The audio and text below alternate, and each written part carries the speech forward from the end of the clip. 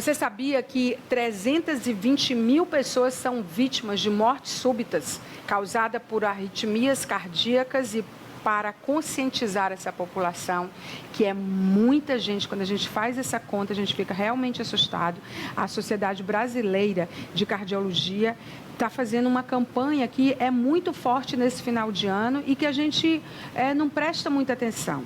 É a questão das arritmias cardíacas associadas à morte súbita. Como prevenir as arritmias, né? Até o nome, o nosso coração não deixa a gente falar direito, né? E a gente está trazendo aqui uma autoridade no assunto, que é o cardiologista Carlos Eduardo Lima. Ele é professor de cardiologia da Universidade Federal do Piauí, doutor em cardiologia pela Universidade de São Paulo e especialista em arritmias cardíacas pela Sobrac. Então, é a pessoa certa, na hora certa, para falar sobre esse assunto. Afinal de contas, grandes emoções são sempre um ponto de atenção quando se fala do coração, não é isso? Mas no caso de arritmias cardíacas conectadas a mortes súbitas, os números são impressionantes. Boa noite, bem-vindo ao nosso programa, doutor Carlos. Boa noite, Maia. Obrigado pelo convite. Um prazer estar aqui com você para falar desse assunto muito importante. Veja só como os números são alarmantes, né? 320 mortes de brasileiros todos os anos e Sim. No mundo isso computa aproximadamente 4 milhões de pessoas, né? Então, diante desse grande desafio, a Sociedade Brasileira de Arritmias Cardíacas é tão importante que tem uma sociedade só para cuidar disso, né? Exatamente. A Sociedade Brasileira de Arritmias Cardíacas é uma sociedade vinculada à Sociedade Brasileira de Cardiologia. Então, a sociedade ela se mobiliza desde 2007, né, já com essa campanha que se faz anualmente.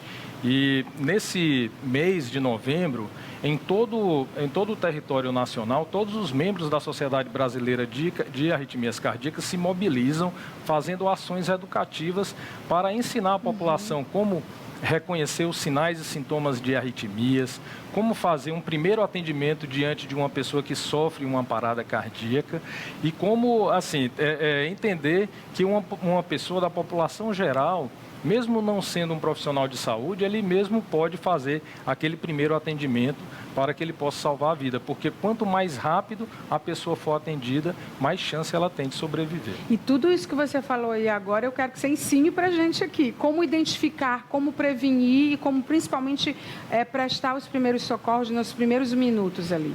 Então, a arritmia cardíaca, ela muitas vezes ela pode vir sem sintoma nenhum. Então, é muito importante que as pessoas tenham pelo menos uma avaliação médica, né, em qualquer idade, independente da faixa etária. E quando, após os 40 anos de idade, é importante aquelas avaliações periódicas de check-up, para ver se a pessoa não tem qualquer tipo de problema. 2 vezes por ano, 1 vez por ano? 1 vez por ano geralmente é suficiente, mas esse detalhe de quantas vezes a pessoa vai fazer a reavaliação depende muito dos problemas que a pessoa tem. Quando a pessoa não tem assim, qualquer outra doença, geralmente 1 ano a 2 anos de avaliação periódica é geralmente suficiente, mas quando tem comorbidades, hipertensão, diabetes, já teve infarto, já teve um AVC, aí essas pessoas necessitam de um cuidado melhor e os intervalos de avaliação são mais curtos. Mas o importante é, se não tem nenhuma doença cardíaca estrutural evidenciada numa avaliação médica, é importante estar atento também para alguns sintomas, como aceleração do coração, sensação de palpitação e desmaio. Então, a síncope, que é o desmaio, é um dos principais sintomas de alerta para um possível problema mais grave que pode acontecer no futuro. Se a pessoa nunca teve nenhum desmaio, nenhuma aceleração, nada disso que você mencionou, ela pode ficar tranquila? Então, aí depende da parte da avaliação médica. Defina a tranquilidade quando se trata de coração, porque a gente está falando de morte súbita, né? Então, do nada a pessoa apaga e morre.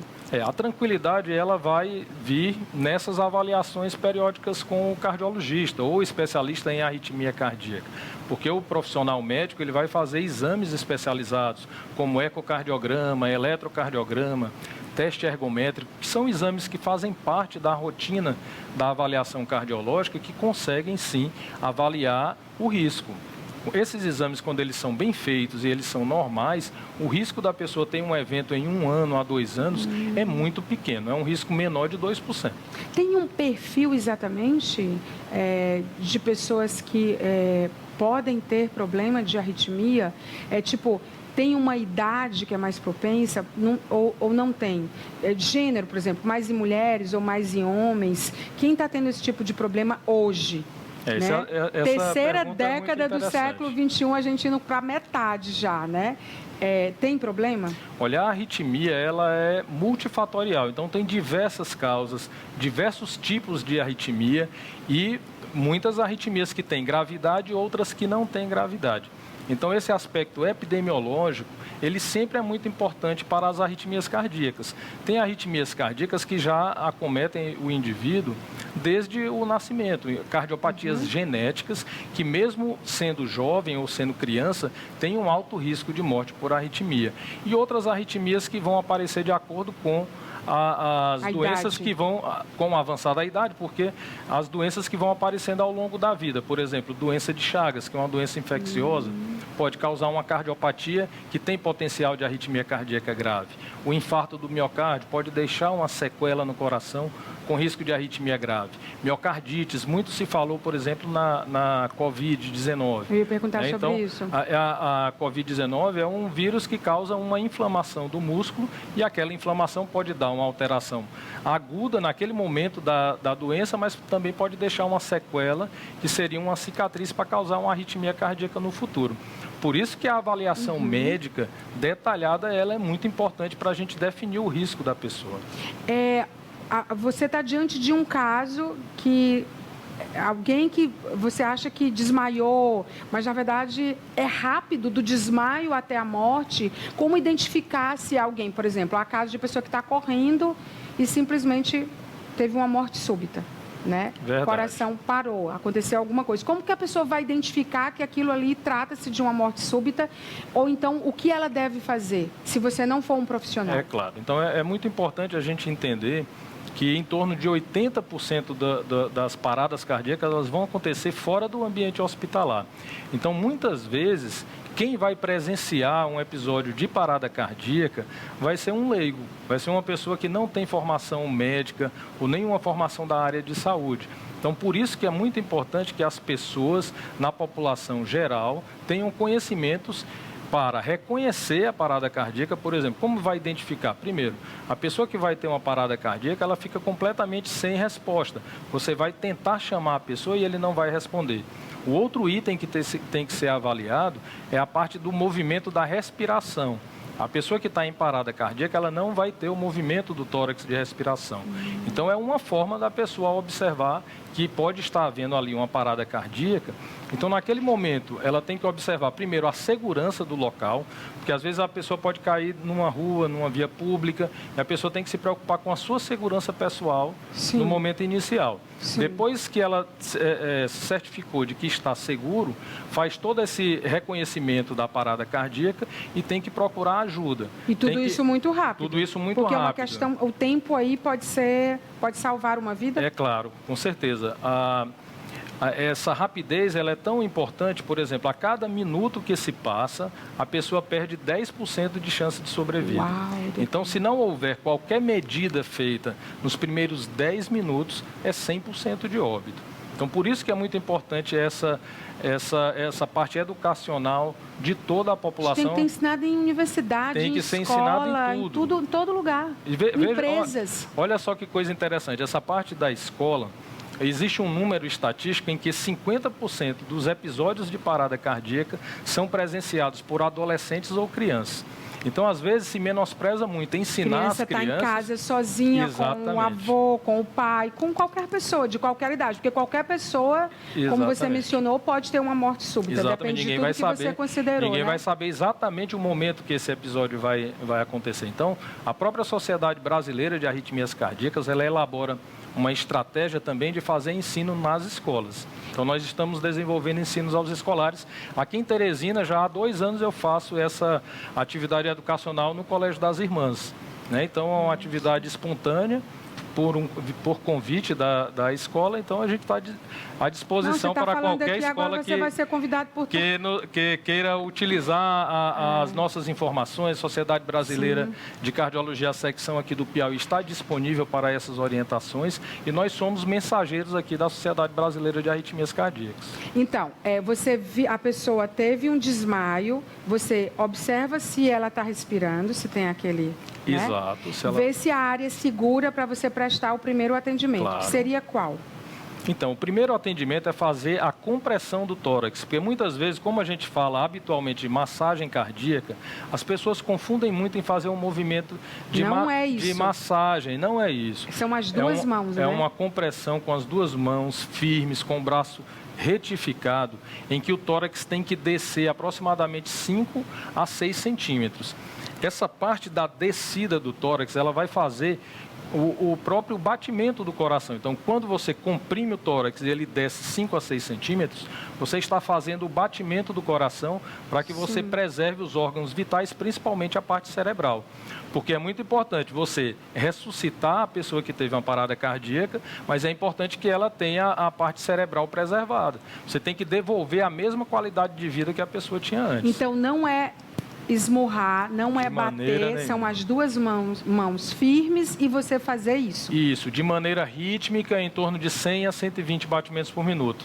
Se utiliza de maneira didática mesmo, aquela música Stay Alive do Bee Gees, né? Uma música que tem um metrônomo a 100 batimentos por minuto.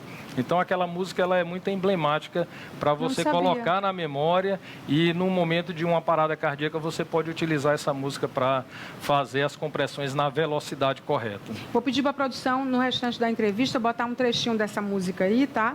Para a gente poder ver enquanto a gente está vendo aí, para você lembrar qual é a música e qual é a parte que é emblemática. É interessante porque é uma forma lúdica, mas naquele momento você guarda e você pode se lembrar e fazer isso de maneira engraçado que é uma música em outro idioma, né? Exatamente. Mesmo assim, para você ver como é educativo, né? Sem dúvida. E feito isso, se você não conseguir ressuscitar a pessoa não voltar... Porque, então, claro que você já chamou alguém, é por isso que é importante essa etapa de chamar ajuda, porque fazer as compressões torácicas também é cansativo. Então, a pessoa vai entrar em exaustão se ela estiver sozinha. Então, é muito importante... Pede ajuda médica, pede ajuda médica, se tiver outras pessoas por perto... Pergunta se tem algum médico, para ajudar as compressões e fazer ciclos a cada 2 minutos, substituir, porque a cada 2 minutos ele já está bem cansado e começa a fazer compressões inadequadas. A ajuda chega. Enquanto a ajuda chega. Porque quando você está fazendo as compressões corretas, você está salvando os órgãos vitais e o cérebro. Então, mesmo que demore um pouco mais, o SAMU chega 15 minutos depois, mas o fato de você ter feito aquele atendimento mais imediato, mais rápido, você consegue uma chance alta de sobrevida. E a importância da chegada do SAMU é porque o SAMU vai trazer o aparelho de desfibrilador. Então, a arritmia não vai se resolver com a parada, com a massagem, né? Você está fazendo aquelas compressões apenas para esperar o momento em que o aparelho vai chegar para aplicar o choque e assim vai resolver completamente a arritmia. Acontece da pessoa, o coração voltar, e depois, muitas vezes eu imagino, né? E depois parar e depois voltar de novo? Olha, em parada cardíaca não. Existem arritmias que causam esse desmaio mais importante e que elas podem voltar, né? Que a pessoa pode voltar a um ritmo espontâneo normal. Mas são arritmias ainda em ritmo de não parada cardíaca. A arritmia em parada cardíaca, ela só vai voltar quando tiver realmente aquele problema inicial restabelecido. 80% dessas paradas cardíacas, elas vão precisar do choque do desfibrilador. Por isso que tem o desfibrilador externo automático exposto em locais de grande circulação.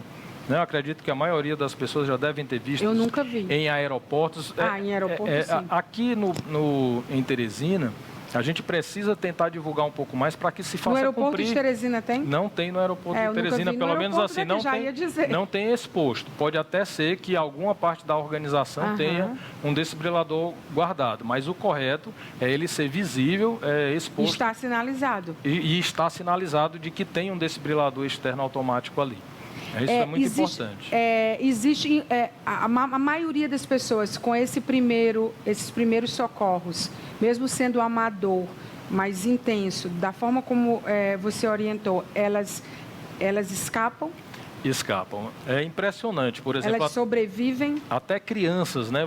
Quando você ensina a forma correta, nós temos como medir se as manobras estão sendo feitas de maneira adequada. Então, quando você ensina a criança, por exemplo, nós fazemos treinamentos a nível hospitalar de todas as pessoas que são não médicas. Por exemplo, você ensina o pessoal dos serviços gerais, pessoal da limpeza, pessoal da cozinha, todos os técnicos de enfermagem, todo mundo dentro de um hospital é treinado independente da sua profissão. É óbvio porque lá dentro do hospital vai ter um risco maior de ter uma parada cardíaca lá dentro, né? Sim. Mas com esse mesmo pensamento, nós devemos ensinar a população de uma maneira geral, porque nunca sabemos, né? Qual é o percentual de crianças e adolescentes que presenciam? 50%, porque uma grande parcela desses 80% que são extra-hospitalares acontecem no próprio domicílio. Então, 14% em via pública e esses restantes acontecem em domicílio. Prevenção à morte súbita.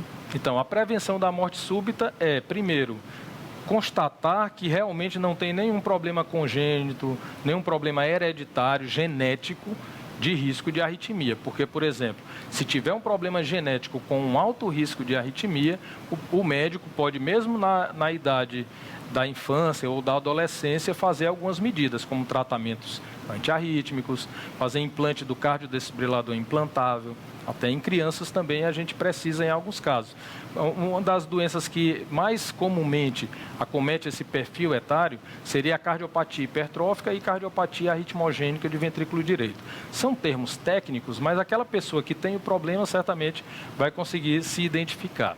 E ao longo da vida são as cardiopatias adquiridas. Aí entra a cardiopatia da doença de Chagas, a cardiopatia do infarto, a cardiopatia das miocardites, como tem a Covid, e outros vírus também que podem acometer o coração. Algum fator hereditário também deve ser observado. Porque geralmente o médico pergunta... Tem alguém com problema de coração na sua família? Tem alguém com diabetes? Pois é, a cardiopatia hereditária são essas. A cardiopatia hipertrófica, arritmogênica de ventrículo direito, síndrome de QT-longa e vários outros termos técnicos, né, que são mais difíceis para a população em geral, mas existe uma gama de arritmias que são determinadas geneticamente. É o controle dos fatores de risco, né? Exatamente. Você acha que o brasileiro, de modo geral, ele está atento a isso? Olha, eu acredito que... Melhorou? Eu acredito que está melhorando gradualmente, mas a gente tem que reforçar muito. Né? Então, a gente tem que entender que as pessoas interpretam que fazer exercício físico é sempre saudável. É ótimo o exercício físico. O exercício físico melhora o condicionamento cardiovascular, aumenta a sobrevida das pessoas. Mas o exercício físico tem que ser feito após uma avaliação médica correta. Porque às vezes você pode estar fazendo exercício físico, achando que está cuidando da saúde e, na verdade, está se colocando em risco de ter uma morte súbita. Os eventos esportivos, esses ao ar livre, principalmente bike, corrida, que corrida é junto com caminhada, ele tem sempre na mídia, né, essa divulgação em massa, mas são só poucos eventos que alertam na própria divulgação para as pessoas estarem atentas, porque muitas vezes você é levado por um amigo, por um parente, por um vizinho, alguém, vamos lá, é só uma corridinha, vamos lá, a gente vai mais cedo. Aí junta, no caso do Piauí, o calor extremo, do Piauí e do mundo agora, né? Porque, claro. Né, as altas temperaturas, a gente está vivendo altas temperaturas como nunca vivemos. Aí algumas coisas que a pessoa nunca sentiu nada disso, mas ela acha que está pronta, porque ela tem uma vida saudável e tal. E ela é convidada, ou ela é motivada, ou por si mesma, né? Ela tem vontade de ir ou por alguém. Isso. Mas isso não é adequado, né? Pois é, mas veja que ponto interessante você tocou, né? Que eu reflito sobre isso, eu acredito que tem que haver até uma mudança cultural. Não é porque as pessoas acham que vai fazer uma corrida de 5 quilômetros recreativa, mas para aquele que está completamente sedentário, às vezes aqueles 5 quilômetros pode ser um exercício exagerado e pode causar um problema. Então, é muito importante que a gente entenda que essas atividades, alertar para a avaliação médica, isso não é uma mera burocracia, né? Algumas pessoas até se incomodam, acham que aquilo estaria atrapalhando a liberação para que ele pudesse participar, mas, na verdade, a avaliação cardiológica pré-participação esportiva é uma proteção daquela pessoa que vai participar daquele evento. Eu vejo provas, por exemplo, como do desafio do Delta. O próprio organizador, durante a construção da prova, ele faz vídeos dizendo: isso aqui não é para todo mundo. O desafio do Delta, que tem 15, 30 e parece que 53 quilômetros, né? No Delta aqui do Piauí, que é uma prova já conhecida nacionalmente. Claro. Né? Então, assim, ele deixa claro. E a pessoa só faz a inscrição. Claro que a gente está falando de uma prova, né, Cleito? De alta performance ou de performance média, ou de quem é amador, mas que é um amador já monitorado. Só faz a inscrição se tiver autorização do cardiologista e de outros médicos. Isso é muito importante. Veja que quando nós fazemos uma avaliação cardiológica de check-up, e dizemos assim, olha, você está autorizado a fazer exercício físico, é para fazer uma atividade que a gente pensa num ambiente controlado. São 150 minutos de exercício físico por semana. Quando a pessoa começa a fazer exercício de endurance, maratonas, exercício de montanha, Ironman, ultramaratonas, isso começa a sair um pouco do fisiológico e a pessoa tem que ter um preparo diferente para isso. Psicológico, nutricional, cardiologista, a parte osteomuscular, o cardiologista tem uma série de problemas que podem acontecer.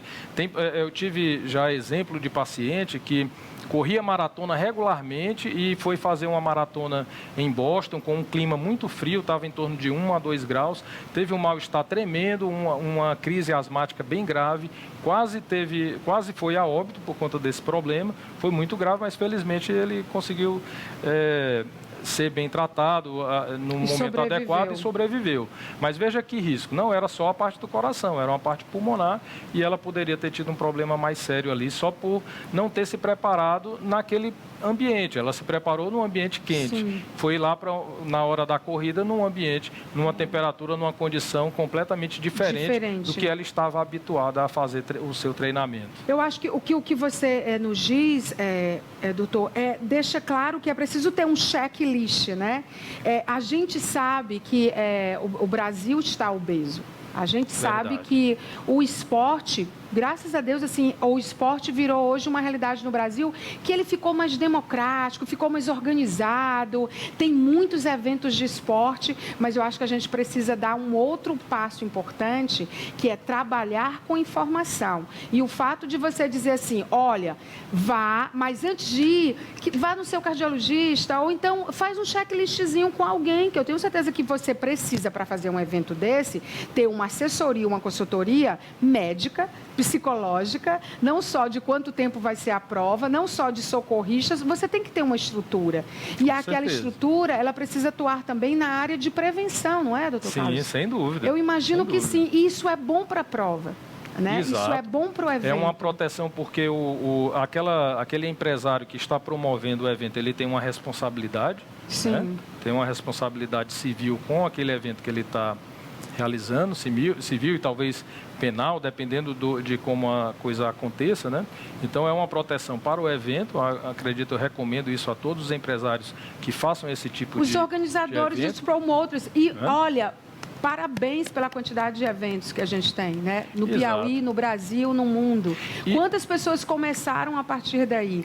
A gente só está falando assim de talvez dar um passo mais. Exato. E não é só um passo, é o passo mais importante. Aquele detalhe da mudança cultural. E quando você lida com o exercício físico, que pode ser um disparador para um evento desse de parada cardíaca, vocês devem pensar também em adquirir um desfibrilador externo automático. Se faz muitos eventos, compre em definitivo, mas se faz poucos eventos, tente alugar, tente ter disponível aquele aparelho. Ou se vai fazer só um evento na vida, faça. Faça, né? E tenha um DEA, né? Porque aquele aparelho, ter aquele aparelho disponível, ele vai fazer toda a diferença. Olha, a estatística de sobrevida na massagem cardíaca, de uma maneira geral, é de 5% a 10%. Então, aproximadamente 90% das pessoas vão morrer.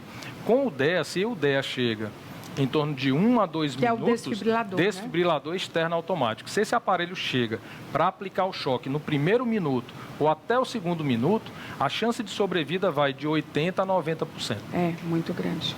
É muito grande. E isso, assim, se aplica a tudo. E aí, só para encerrar, essas temperaturas extremas, o que a gente está vivendo, esses desafios todos que são climáticos, eles afetam completamente a saúde.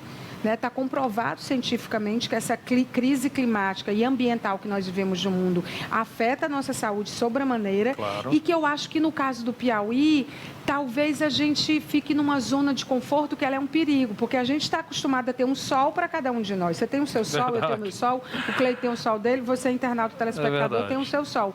E às vezes a gente diz, é só um calor a mais. Às vezes encara-se uma temperatura de 2, 3 graus a mais, né, que é o que vai aumentar mundialmente nos próximos anos, até 2050, mas isso tem um impacto gigante, mesmo para quem já é acostumado, entre aspas, né, porque a gente não se acostuma com temperaturas extremas, nem para o frio, nem para o calor, mas que precisa tomar cuidado. Quais são os cuidados que a gente tem que ter nessa zona de conforto, de naturalizar, de está quente, mas sempre foi quente. Desnecessário, não é, Maia, passar por isso, né? A pessoa precisa se planejar e encontrar o ambiente mais agradável, mais adequado para fazer o exercício.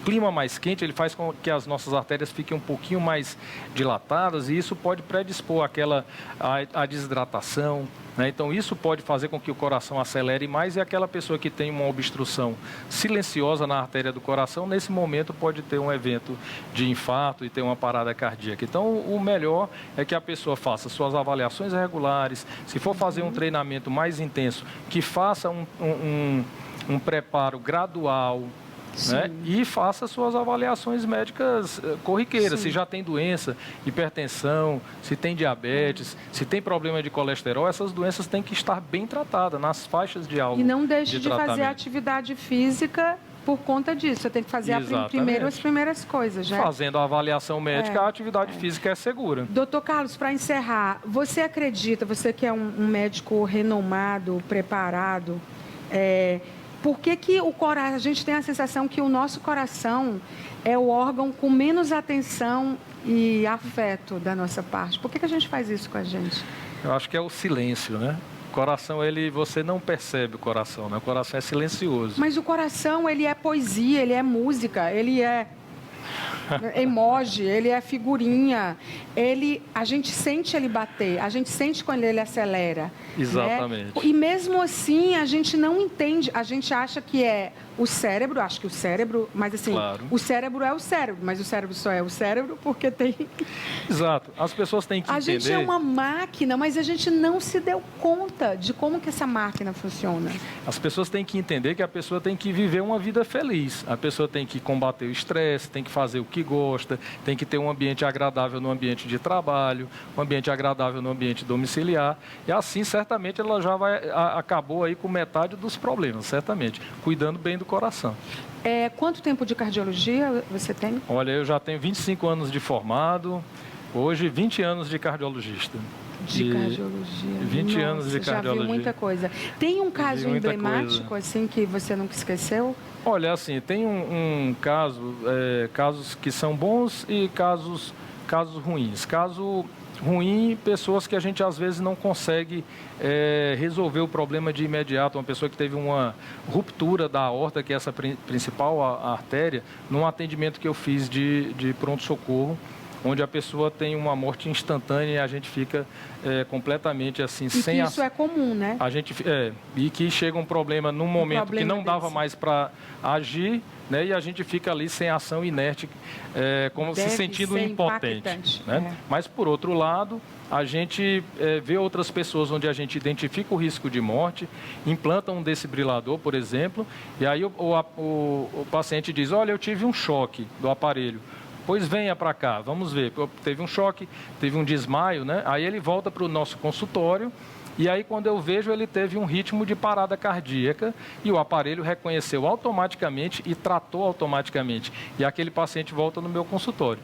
Aí eu digo, não tem preço conversar com a pessoa depois da morte, porque ela teve um ritmo de morte, o aparelho tratou e ela voltou para conversar com a gente.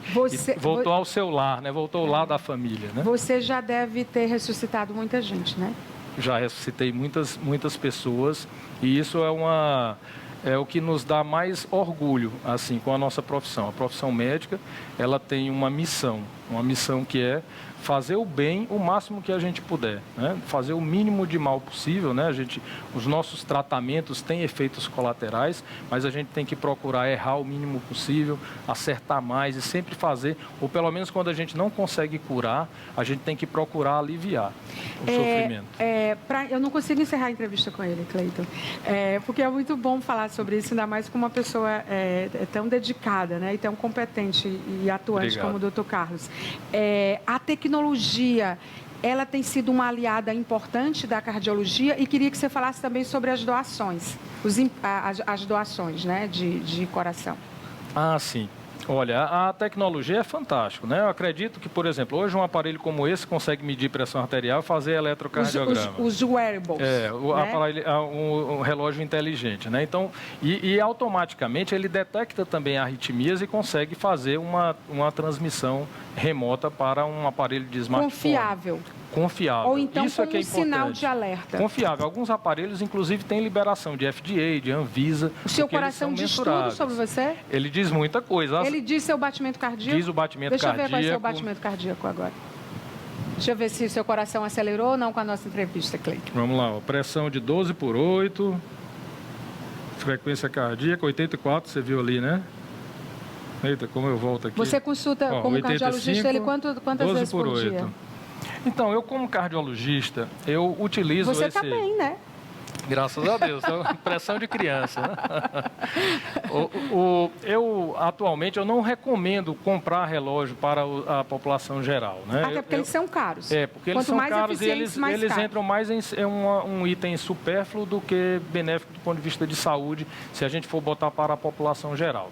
Mas para o médico, por exemplo, eu utilizo a ferramenta como uma ferramenta médica. Por exemplo, eu tenho aqui no meu relógio uma ferramenta para fazer o seu eletrocardiograma se você passar mal e para fazer a medida de pressão arterial agora. Se você fazer um eletrocardiograma, você faz. Seria o caso. Entendeu? Então, eu uso como uma ferramenta médica. Para o médico, eu acho que é muito bom. É uma ferramenta muito importante. Doações. E para a parte de transplante, né, nós tivemos um episódio recente, né, que foi o caso muito bem sucedido do Faustão, por uma equipe médica do Dr. Fernando Bacal, super competente, né, que eu conheço todos. Eles foram meus professores, né, lá no INCOR. E eu tenho, assim, um orgulho imenso e acompanhei toda aquela trajetória do Faustão e fiquei muito feliz. E a dele é de muitos diariamente, né? Exatamente. Muitos e ficamos muito felizes, né, com o resultado. Então, o que aconteceu após o evento do Faustão? As pessoas entenderam mais, as pessoas ouviram mais falar sobre o assunto e o número de doações de órgãos, ele subiu imensamente, subiu 200%. A aceitação, a negativa de doação é absurda, é cerca de 60% de negação para a doação de órgãos. A gente já evoluiu para... Porque assim, hoje, me corrija se eu estiver errada, eu realmente não sei se eu estou atualizada nisso. Claro. Se hoje, para você ser um doador de órgãos, você precisa comunicar a família. Exatamente. A gente está caminhando para, se eu não quiser doar, é que eu vou informar? Olha, eu acho que seria difícil. O caso? Eu acho que é difícil chegar nesse ponto. Ninguém vai fazer uma doação de órgão sem consultar a família. Não, mas eu morri. Exato. Mas se eu não falei nada, a lei permite que eu já seja um doador. Eu não preciso assinar nada, Não, de maneira nenhuma. Esse diálogo vai ser feito com o familiar. Familiar responsável vai ser... Mesmo que ele diga que é um doador, se o familiar disser não, ele não vai ser um doador, a não ser que ele tenha deixado escrito, ele não vai doar. Veja só que situação delicada, né? Se a pessoa tiver assinado algum documento dizendo que vai ser um doador e os familiares responsáveis não quiserem liberar, veja que situação que é conflituosa. Como que se resolve isso? Né? Eu penso que, nesses casos, geralmente optam por não doar. Não fazer a doação. Não fazer. É uma situação delicada, num momento delicado, né? Exatamente. A aceitação da família é muito importante. Então, é importante que todos entendam que ele vai salvar uma outra vida. Do jeito que foi esse episódio do Faustão. Exatamente, da mesma forma como foi o episódio do Faustão, e ele está aí de volta à sua família, né, convivendo com todos, está o filho dele aí trilhando a carreira dele. E né? eu acho que mais importante foi a visibilidade que se deu a isso, porque eu acho que muita gente diz, eu, por exemplo, estou dizendo aqui gravado, pode doar tudo. O que funcionar e que for salvar, pode doar tudo. Está gravado aqui. Vou aproveitar o momento e também digo, eu sou um doador de órgãos. Inclusive, sou de medula óssea, né? Porque imagina, a gente tem que fazer o bem, a gente, ainda mais depois do óbito, a gente não vai mais fazer nada com os nossos órgãos. Então, se os nossos órgãos estiverem rígidos, normais, e puder ajudar uma outra pessoa, o nosso serviço de doação de órgãos aqui do Brasil é muito sério e muito confiável. Então, assim, eu assino embaixo a confiabilidade do sistema de transplante de órgãos do Brasil. E nós somos um modelo na área de transplante, né? Exatamente. O Piauí faz que transplantes Olha, hoje? o Piauí já fez transplante cardíaco, não faz mais, mas faz principalmente transplante de rim e transplante de fígado e de córnea. Né? Então, são as 3 principais áreas de transplante aqui no Piauí. Que são importantes também. Doutor Carlos Eduardo Lima, ele veio achando que ia falar só de morte súbita, mas ele é tão bom que a gente falou sobre outras áreas. Eu vou já pedir para ele fazer meu eletrocardiograma ali. A gente vai ter que encerrar, porque eu vou fazer esse eletro agora ali com o Apple Watch. O Apple dele, Apple Watch. Ele aproveita e ainda faz a propaganda da Apple, né? Com o que era para... É até um relógio, né? É até um relógio. Muito obrigada pela entrevista, pelos esclarecimentos. Eu acho que foi bom a gente falar sobre isso, porque a gente alerta de maneira responsável em relação aos eventos, principalmente, e assim, com muita tranquilidade e não em tom de crítica, mas de preocupação e de atenção. Exatamente. Porque todos nós erramos, né? Então, assim, quanto mais a gente tiver a percepção de colaborar, de admitir, de cuidar, eu acho que melhor para todo mundo, que é o mais importante. Com certeza, Maia. Para mim, um grande prazer estar aqui, conversar com você, né? E ter essa oportunidade de estar conversando aí com as pessoas, para a gente passar todas essas informações. Espero que a gente tenha conseguido alertar, trazer ali alguma vontade da pessoa se informar um pouco mais. Se a pessoa quiser mais informações, ela pode acessar o site da Sobrac, que é @sobrac.org/campanha, que é essa campanha do Coração na Batida Certa. Tem muita informação educativa e está disponível para toda a população. Muito bom. E olha, eu vou cuidar da agenda dele, se você quiser levar na empresa, na escola, eu vou cuidar da agenda dele. Ele vai lá e vai fazer o treinamento. Olha o compromisso. Isso devia ser coisa, tipo assim, a pessoa só se forma em medicina se ela fizer tantas horas de serviço para ensinar as pessoas a ressuscitar, né, no caso de morte. Verdade, é uma missão, tem que dar a missão. Muito obrigada pela entrevista. Eu vou para um breve intervalo comercial, não sai daí de jeito nenhum, porque eu falando nisso ainda não acabou. Até daqui a pouco, 2 minutos.